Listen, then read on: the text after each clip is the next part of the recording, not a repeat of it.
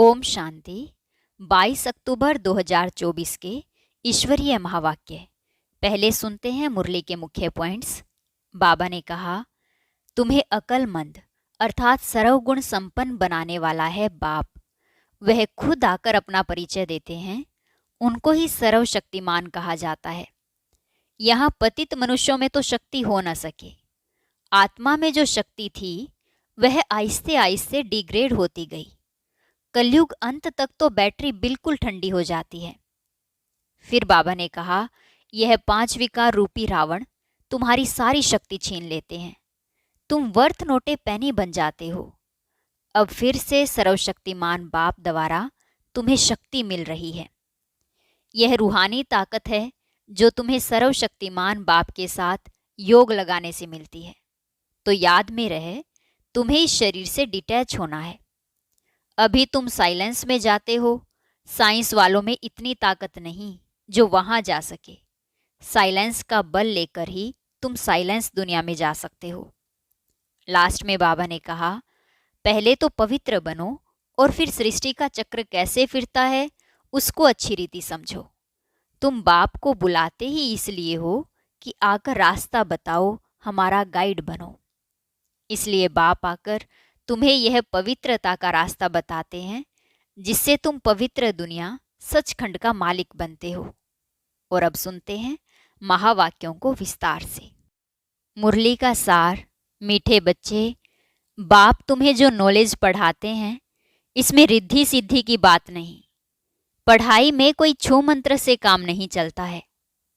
प्रश्न, देवताओं को अक्लमंद कहेंगे, मनुष्यों को नहीं। क्यों? उत्तर, क्योंकि देवताएं हैं सर्वगुण संपन्न और मनुष्यों में कोई भी गुण नहीं है। देवताएं अक्लमंद हैं तब तो मनुष्य उनकी पूजा करते हैं। उनकी बैटरी चार्ज है, इसलिए उन्हें वर्थ पाउंड कहा जाता है। जब बैटरी डिस्चार्ज होती है, वर्थ पैनी बन जाते हैं, तब कहेंगे बेअकल। ओम शांति। बाप ने बच्चों को समझाया है कि यह पाठशाला है, यह पढ़ाई है। इस पढ़ाई से यह पद प्राप्त होता है। इनको स्कूल व यूनिवर्सिटी समझना चाहिए। यहाँ दूर दूर से पढ़ने के लिए आते हैं। क्या पढ़ने आते हैं? यह एम ऑब्जेक्ट बुद्धि में है। हम पढ़ाई पढ़ने के लिए आते हैं। पढ़ाने वाले को टीचर कहा जाता है। भगवानुवाच है भी गीता, दूसरी कोई बात नहीं है। गीता पढ़ाने वाले का पुस्तक है, परंतु पुस्तक आदि कोई पढ़ाते नहीं है। गीता कोई हाथ में नहीं है। यह तो भगवानुवाच है। मनुष्य को भगवान नहीं कहा जाता। भगवान ऊंच से ऊंच एक है। मूल वतन, सूक्ष्म वतन, स्थूल वतन, यह है सारी यूनिवर्स। खेल कोई सूक्ष्म वतन व मूल वतन में नहीं चलता है। नाटक यहाँ ही चलता है। 84 का चक्र भी यहाँ है। इनको ही कहा जाता है 84 के चक्र का नाटक। यह बना बनाया खेल है। यह बड़ी समझने की बातें हैं, क्योंकि ऊंच से ऊंच भगवान, उनकी तुमको मत मिलती है। दूसरी तो कोई वस्तु है नहीं। एक को ही कहा जाता है सर्वशक्तिमान, वर्ल्ड ऑलमाइटी अथॉरिटी। अथॉरिटी का भी अर्थ खुद समझाते हैं। यह मनुष्य नहीं समझते, क्योंकि वह सब है तमो प्रधान। इसको कहा ही जाता है कलयुग। ऐसे नहीं कि कोई के लिए कलयुग है, कोई के लिए सतयुग है, कोई के लिए त्रेता है। नहीं, जबकि अभी है ही नरक, तो कोई भी मनुष्य ऐसे नहीं कह सकता कि हमारे लिए स्वर्ग है, क्योंकि हमारे पास धन दौलत बहुत है। यह हो नहीं सकता। यह तो बना बनाया खेल है। सतयुग पास्ट हो गया, इस समय तो हो भी नहीं सकता। यह सब समझने की बातें हैं। बाप बैठ सब बातें समझाते हैं। सतयुग में इनका राज्य था। भारतवासी उस समय सतयुगी कहलाते थे। अभी जरूर कलयुगी कहलाएंगे। सतयुगी थे तो उसको स्वर्ग कहा जाता था। ऐसे नहीं कि नरक को भी स्वर्ग कहेंगे। मनुष्यों की तो अपनी अपनी मत है। धन का सुख है तो अपने को स्वर्ग में समझते हैं। मेरे पास तो बहुत संपत्ति है, इसलिए मैं स्वर्ग में हूं। परंतु विवेक कहता है कि नहीं, यह तो है ही नर्क। भल किसके पास 10-20 लाख हो, परंतु यह है ही रोगी दुनिया। सत्युग को कहेंगे निरोगी दुनिया। दुनिया यही है। सत्युग में इनको योगी दुनिया कहेंगे, कलयुग को भोगी दुनिया कहा जाता है। वहां है ही योगी, क्योंकि विकार का भोग विलास नहीं होता है। तो यह स्कूल है, इसमें शक्ति की कोई बात नहीं। टीचर शक्ति दिखलाते हैं क्या? एम ऑब्जेक्ट रहता है, हम फलाना बनेंगे। तुम इस पढ़ाई से मनुष्य से देवता बनते हो। ऐसे नहीं कि कोई जादू छू मंत्र व रिद्धि सिद्धि की बात है। यह तो स्कूल है। स्कूल में रिद्धि सिद्धि की बात होती है क्या? पढ़कर कोई डॉक्टर, कोई बैरिस्टर बनता है। यह लक्ष्मी नारायण भी मनुष्य थे, परंतु पवित्र थे, इसलिए उन्हों को देवी देवता कहा जाता है। पवित्र जरूर बनना है। यह है ही पतित पुरानी दुनिया। मनुष्य तो समझते हैं पुरानी दुनिया होने में लाखों वर्ष पड़े हैं। कलयुग के बाद ही सत्युग आएगा। अभी तुम हो संगम पर। इस संगम का किसको भी पता नहीं है। सत्युग को लाखों वर्ष दे देते हैं। यह बातें बाप आकर समझाते हैं। उनको कहा जाता है सुप्रीम सोल। आत्माओं के बाप को बाबा कहेंगे, दूसरा कोई नाम होता नहीं। बाबा का नाम है शिव। शिव के मंदिर में भी जाते हैं। परमात्मा शिव को निराकार ही कहा जाता है। उनका मनुष्य शरीर नहीं है। तुम आत्माएं यहाँ पार्ट बजाने आती हो, तब तुमको मनुष्य शरीर मिलता है। वह है ही शिव, तुम हो सालिग्राम। शिव और सालिग्रामों की पूजा भी होती है, क्योंकि चैतन्य में होकर गए हैं, कुछ करके गए हैं, तब उनका नामाचार गाया जाता है अथवा पूजे जाते हैं। आगे जन्म का तो किसको भी पता नहीं है। इस जन्म में तो गायन करते हैं, देवी देवताओं को पूजते हैं। इस जन्म में तो बहुत लीडर्स भी बन गए हैं। जो अच्छे अच्छे साधु संत आदि होकर गए हैं, उनकी स्टैंप भी बनाते हैं नामाचार के लिए। यहाँ फिर सबसे बड़ा नाम किसका गाया जाए? सबसे बड़े ते बड़ा कौन है? ऊंच से ऊंच तो एक भगवान ही है। वह है निराकार, और उनकी महिमा बिल्कुल अलग है। देवताओं की महिमा अलग है, मनुष्यों की अलग है। मनुष्य को देवता नहीं कह सकते। देवताओं में सर्व गुण थे। लक्ष्मी नारायण होकर गए हैं। वे पवित्र थे, विश्व के मालिक थे। उनकी पूजा भी करते हैं, क्योंकि पवित्र पूज्य हैं। अपवित्र को पूज्य नहीं कहेंगे। अपवित्र सदैव पवित्र को पूजते हैं। कन्या पवित्र है तो पूजी जाती है, पतित बनती है तो सबको पांव पड़ना पड़ता है। इस समय सब हैं पतित, सतयुग में सब पावन थे। वह है ही पवित्र दुनिया। कलयुग है पतित दुनिया। तभी पतित पावन बाप को बुलाते हैं। जब पवित्र हैं तब नहीं बुलाते। बाप खुद कहते हैं, मुझे सुख में कोई भी याद नहीं करते हैं। भारत की ही बात है। बाप आते ही भारत में हैं। भारत ही इस समय पतित बना है। भारत ही पावन था। पावन देवताओं को देखना हो तो जाकर मंदिर में देखो। देवताएं सब हैं पावन। उनमें जो मुख्य मुख्य हेड हैं, उन्हों को मंदिरों में दिखाते हैं। इन लक्ष्मी नारायण के राज्य में सब पावन थे, यथा राजा रानी तथा प्रजा। इस समय सब पतित हैं। सब पुकारते रहते हैं, हे पतित पावन आओ। सन्यासी कभी श्री कृष्ण को भगवान व ब्रह्म नहीं मानेंगे। वह समझते हैं भगवान तो निराकार है। उनका चित्र भी निराकार तरीके से पूजा जाता है। उनका एक्यूरेट नाम शिव है। तुम आत्मा जब यहाँ आकर शरीर धारण करती हो तो तुम्हारा नाम रखा जाता है। आत्मा अविनाशी है, शरीर विनाशी है। आत्मा एक शरीर छोड़ दूसरा जाकर लेती है। 84 जन्म तो चाहिए ना, 84 लाख नहीं होते। तो बाप समझाते हैं, यही दुनिया सतयुग में नहीं थी, राइटियस थी। यही दुनिया फिर अनराइटियस बन जाती है। वह है सचखंड। सब सच बोलने वाले होते हैं। भारत को सचखंड कहा जाता है। झूठ खंड ही फिर सचखंड बनता है। सच्चा बाप ही आकर सचखंड बनाते हैं। उनको सच्चा पातशाह ट्रुथ कहा जाता है। यह है ही झूठ खंड। मनुष्य जो कहते हैं वह है झूठ। सेंसिबल बुद्धि है देवताएं, उन्हों को मनुष्य पूछते हैं। अकलमंद और बेअकल कहा जाता है। अकलमंद कौन बनाते हैं और फिर बेअकल कौन बनाते हैं, यह भी बाप बताते हैं। अकलमंद सर्वगुण संपन्न बनाने वाला है बाप। वह खुद आकर अपना परिचय देते हैं। जैसे तुम आत्मा हो, फिर यहाँ शरीर में प्रवेश कर पार्ट बजाते हो, मैं भी एक ही बार इनमें प्रवेश करता हूँ। तुम जानते हो वह है ही एक। उनको ही सर्वशक्तिमान कहा जाता है। दूसरा कोई मनुष्य नहीं जिसको हम सर्वशक्तिमान कहें। लक्ष्मी नारायण को भी नहीं कह सकते, क्योंकि उन्हों को भी शक्ति देने वाला कोई है। पतित मनुष्य में शक्ति हो न सके।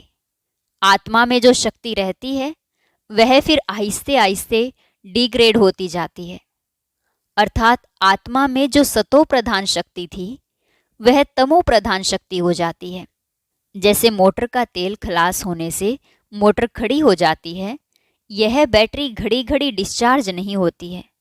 इनको पूरा टाइम मिला हुआ है। कलयुग अंत में बैटरी ठंडी हो जाती है। पहले जो सतो प्रधान विश्व के मालिक थे, अभी तमो प्रधान है, तो ताकत कम हो गई है, शक्ति नहीं रही है। वर्थ नोट पेनी बन जाते हैं। भारत में देवी देवता धर्म था तो वर्थ पाउंड थे। रिलीजन इज माइट कहा जाता है। देवता धर्म में ताकत है, विश्व के मालिक हैं। क्या ताकत थी? कोई लड़ने आदि की ताकत नहीं थी। ताकत मिलती है सर्वशक्तिमान बाप से। ताकत क्या चीज है? बाप समझाते हैं, मीठे मीठे बच्चों, तुम्हारी आत्मा सतो प्रधान थी, अब तमो प्रधान है। विश्व के मालिक बदले विश्व के गुलाम बन गए हो। बाप समझाते हैं, यह 5 विकार रूपी रावण तुम्हारी सारी ताकत छीन लेते हैं, इसलिए भारतवासी कंगाल बन पड़े हैं। ऐसे मत समझो साइंस वालों में बहुत ताकत है। वह ताकत नहीं है, यह रूहानी ताकत है जो सर्वशक्तिमान बाप से योग लगाने से मिलती है। साइंस और साइलेंस की इस समय जैसे लड़ाई है। तुम साइलेंस में जाते हो, उसका तुमको बल मिल रहा है। साइलेंस का बल लेकर तुम साइलेंस दुनिया में चले जाएंगे। बाप को याद कर अपने को शरीर से डिटैच कर देते हो। भक्ति मार्ग में भगवान के पास जाने के लिए तुमने बहुत माथा मारा है, परंतु सर्वव्यापी कहने के कारण रास्ता मिलता ही नहीं। तमो प्रधान बन गए हैं। तो यह है पढ़ाई। पढ़ाई को शक्ति नहीं कहेंगे। बाप कहते हैं, पहले तो पवित्र बनो और फिर सृष्टि का चक्र कैसे फिरता है उनकी नॉलेज समझो। नॉलेजफुल तो बाप ही है, इसमें शक्ति की बात नहीं। बच्चों को यह पता नहीं कि सृष्टि चक्र कैसे फिरता है। तुम एक्टर्स पार्टधारी होना, यह बेहद का ड्रामा है। आगे मनुष्यों का नाटक चलता था, उसमें अदली बदली हो सकती है। अभी तो फिर बाइस्कोप बने हैं।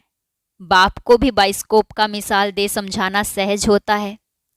वह छोटा बाइस्कोप, यह है बड़ा। नाटक में एक्टर्स आदि को चेंज कर सकते हैं। यह तो अनादि ड्रामा है। एक बार जो शूट हुआ वह फिर बदल नहीं सकता। यह सारी दुनिया बेहद का बाइस्कोप है। शक्ति की कोई बात नहीं है। अंबा को शक्ति कहते हैं, परंतु फिर भी नाम तो है। उनको अंबा क्यों कहते हैं? क्या करके गई है? अभी तुम समझते हो कि ऊंच से ऊंच है अंबा और लक्ष्मी। अंबा ही फिर लक्ष्मी बनती है। यह भी तुम बच्चे ही समझते हो। तुम नॉलेजफुल भी बनते हो और तुमको पवित्रता भी सिखलाते हैं। वह पवित्रता आधा कल्प चलती है, फिर बाप ही आकर पवित्रता का रास्ता बताते हैं। उनको बुलाते ही इस समय के लिए हैं कि आकर रास्ता बताओ और फिर गाइड भी बनो। वह है परम आत्मा। सुप्रीम की पढ़ाई से आत्मा सुप्रीम बनती है। सुप्रीम पवित्र को कहा जाता है। अभी तो पतित है। बाप तो एवर पावन है। फर्क है ना? वह एवर पावन ही जब आकर सबको वर्षा दे और सिखलाए। इसमें खुद आकर बतलाते हैं कि मैं तुम्हारा बाप हूं, मुझे रथ तो जरूर चाहिए, नहीं तो आत्मा बोले कैसे? रथ भी मशहूर है। गाते हैं भाग्यशाली रथ, तो भाग्यशाली रथ है मनुष्य का, घोड़े गाड़ी की बात नहीं है। मनुष्य का ही रथ चाहिए जो मनुष्यों को बैठ समझाए। उन्होंने फिर घोड़े गाड़ी बैठ दिखा दी है। भाग्यशाली रथ मनुष्य को कहा जाता है। यहाँ तो कोई कोई जानवर की भी बहुत अच्छी सेवा होती है जो मनुष्यों की भी नहीं होती। कुत्ते को कितना प्यार करते हैं, घोड़े को, गाय को भी प्यार करते हैं। कुत्तों की एग्जीबिशन लगती है। यह सब वहाँ होते नहीं। लक्ष्मी नारायण कुत्ते पालते होंगे क्या? अभी तुम बच्चे जानते हो कि इस समय के मनुष्य सब तमो प्रधान बुद्धि है, उन्हें सतो प्रधान बनाना है। वहाँ तो घोड़े आदि ऐसे होते नहीं जो मनुष्य कोई उनकी सेवा करे। तो बाप समझाते हैं, तुम्हारी हालत देखो क्या हो गई है। रावण ने यह हालत कर दी है।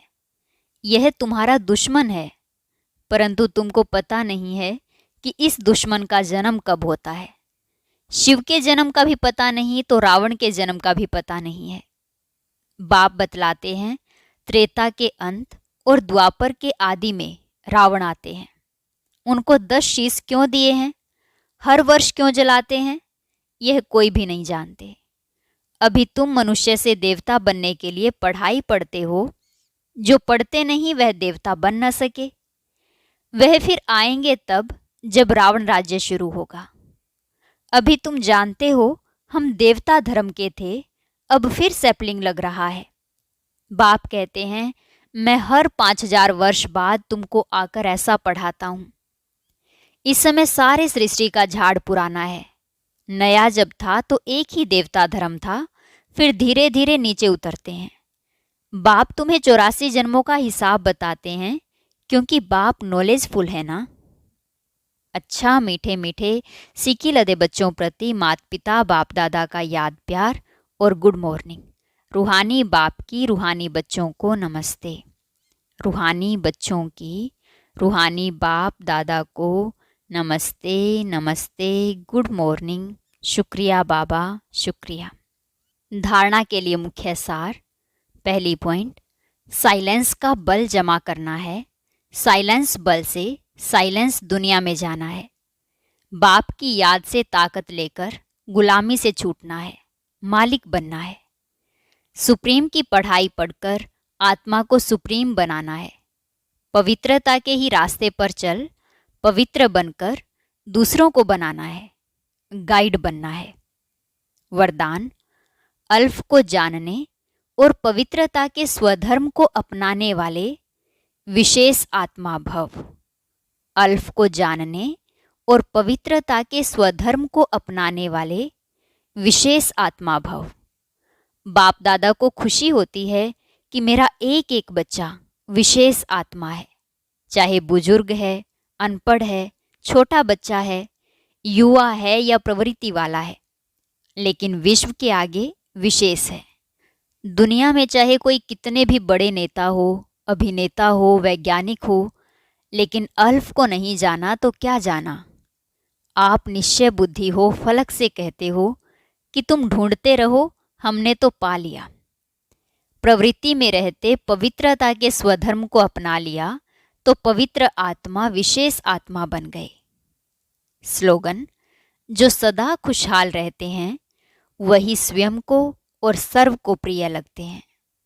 जो सदा खुशहाल रहते हैं वही स्वयं को और सर्व को प्रिय लगते हैं। ओम शांति। अब सुनते हैं आज की अव्यक्त मुरली। इसके लिए ऊपर दिए गए बॉक्स पर क्लिक करें।